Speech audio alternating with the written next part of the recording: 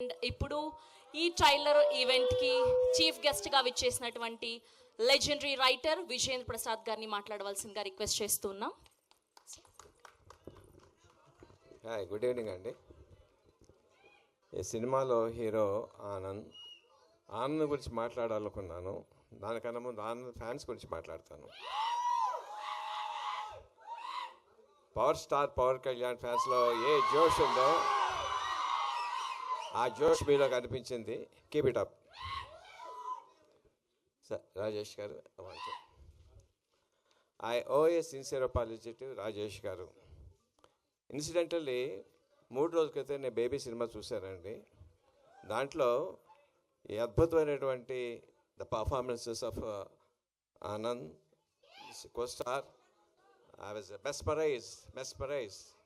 ఏం అద్భుతంగా స్క్రిప్ట్ రాశారో, ఏం అద్భుతంగా పర్ఫార్మెన్స్ తీసుకున్నారు. I sincerely owe my apology, appreciation.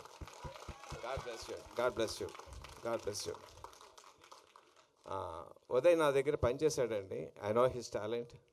మంచి కామెడీ టైం ఉంది, సిన్సియారిటీ ఉంది, ఇంటెగ్రిటీ ఉంది, ఆనెస్టీ ఉంది. I'm sure this going to be big hit.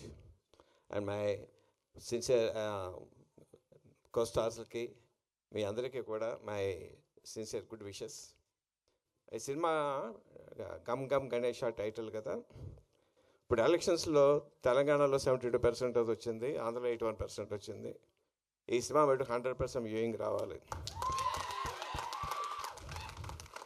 ఇప్పుడే వస్తుంటే బయట గణేష్ నా చెవిలో చెప్పాడు, ఏదైనా సరే గణేష్ పూజ చేయకుండా ఉంటే చేస్తే వాళ్ళకి ఏదో తగులుద్ది.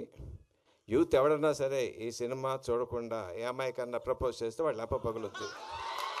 All the best. Thank you sir, thank you so much. That was a crazy speech. And ఇప్పుడు ఆర్